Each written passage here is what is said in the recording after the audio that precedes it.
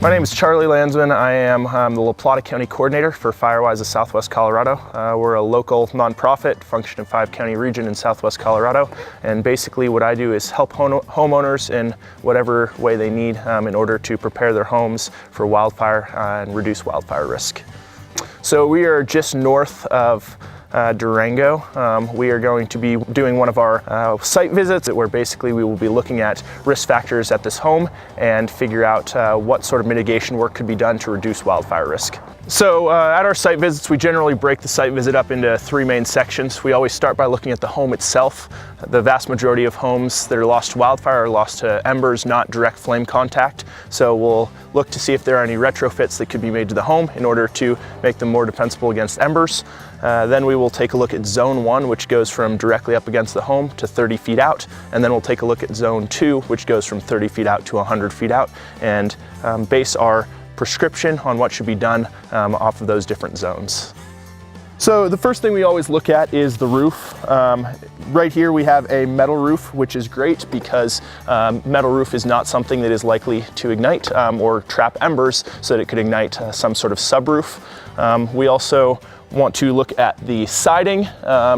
Even though a log cabin is wood siding, large diameter wood is generally considered adequate since it's not likely to ignite from embers, but you want to make sure that there aren't large cracks within those logs where embers could become trapped and held over a longer period of time.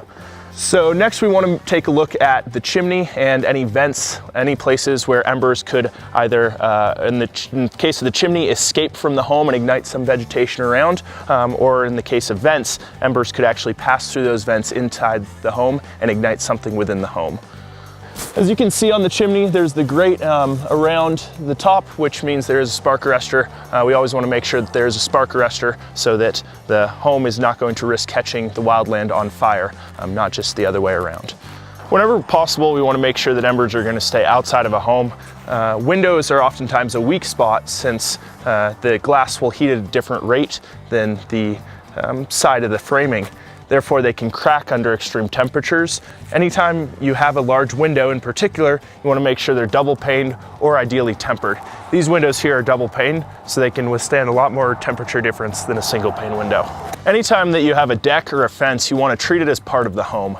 Basically, fire can actually ignite a deck or a fence and carry that flame back towards the home.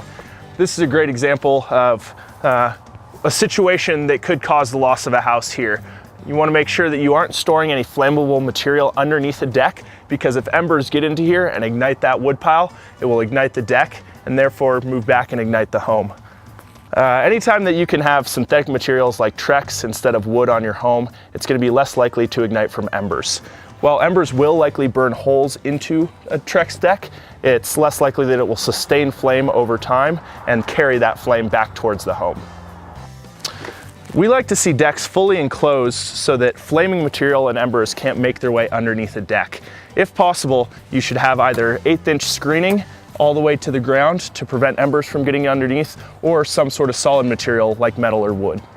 Propane barbecues and firewood are particularly dangerous to have on your deck because if there is ignition on the deck, this is a significant amount of fuel, which will make the fire burn hotter and more intensely close to the home. You want to make sure that you're going to be cleaning out the needles from your roof or gutter regularly. Similarly, you want to make sure you don't have a buildup of needles on your deck. These both present areas where embers could land in those pockets of fuel and cause an ignition directly on the home or deck. So within Zone 1, the first 30 feet around the home, we actually break that up into 2 zones. The first 5 feet, we like to see a non-combustible zone made up of rock, or gravel, or some other surface that isn't going to ignite from either embers or direct flame contact. Whenever you have a bed close to your home, you want to make sure that you're staying away from mulch. Mulch is organic and tends to ignite easily from embers. Similarly, you want to make sure that you're cleaning up your pine needles regularly within the first 30 feet around your home. Anytime you have a small diameter fuel like this, it's going to easily ignite from embers and can hold that fire directly up against your home. We don't like to see really any trees within the first 30 feet around the home, but especially a tree like a juniper. Junipers are much more likely to ignite from embers than other species in this area. So whenever possible, we need to make sure that those are not within zone 1, and especially not directly up against the house or underneath the eaves. As you can see here, the non-combustible zone has not continued all the way around the house. We would like to see this xeriscaped in some way, ideally with rock. Over on this side, grasses should be mowed. Any shrubs located in zone 1 really shouldn't be around any larger trees. As you can see here, any fire moving up this slope will carry from the grasses into this oak and into that tree there. If you are going to have a tree within zone 1, you want to make sure it's isolated like this. There's no trees around it to carry that fire horizontally to the crown of it, and similarly, there's no trees below to carry that fire vertically. You want to limb any tree up to about 20 feet. Zone 2 is the first 100 feet around a home, and basically at the end of zone 2, that's what's considered the end of the home ignition zone. Any fuel within 100 feet of the home has a risk of igniting the home directly from radiant heat. Over here is an example of what we don't want to see.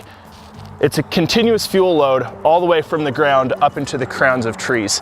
This is an area where if fire moves in on the ground, it'll transition to the crown and continue to carry upslope in the crowns of these trees. In general, we want to make sure that below a tree and for 10 feet beyond the drip line, we don't have any sort of medium height fuels like junipers or oak. We also want to make sure that we're spacing trees approximately 15 feet apart so that if it does crown in one of those trees, it won't carry from tree to tree. Over here is a great place where we could clump shrubs and ensure that it's not a significant risk to the home. Because we don't have any other crown cover above, we can make sure that even if these shrubs ignite, the spacing is adequate so that it will not ignite the trees and carry towards the home. Anytime you're on a steep slope, you're going to want to make sure that you're increasing that spacing. Because heat rises, it'll preheat the fuels ahead of it and is more likely to ignite it than if the fire was moving downhill. This is a great example of while the spacing might be adequate on flat land, it is more likely because of this steep slope that these bushes down here could ignite those ponderosas up there. If you do need to evacuate, we want to make sure that you have planned for this evacuation and have a go bag ready to go for you and every member of your family. It's important to have a specific plan for any children, elderly people, or anybody who might have a disability. Similarly, pets require specialty needs during an evacuation. We want to make sure that you know your primary and secondary egress route if there are multiple routes out of your neighborhood, and we want to make sure that it's cleared at least 15 feet beyond the edge of the road. We also like to see a reflective address sign located at the driveway to help people navigate if there's smoke in the air. If you do have a gate, make sure you talk with your local fire department so they have access to your property in case of emergency. With a warm, dry winter, we're shaping up to have a bad fire season ahead of us. Now is a perfect time to get started with wildfire mitigation work. Feel free to contact us for a free site visit at southwestcoloradofires.org or contact me directly at laplatafirewise@gmail.com.